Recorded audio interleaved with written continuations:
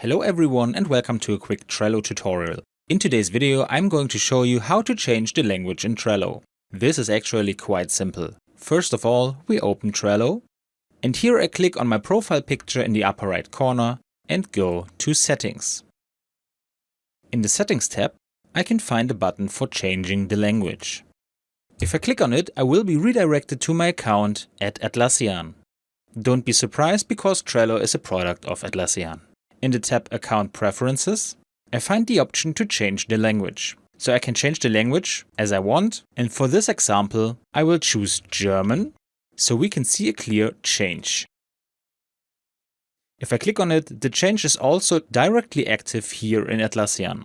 In Trello, on the other hand, the change can take a few minutes. So now I waited a moment and we will refresh the page once.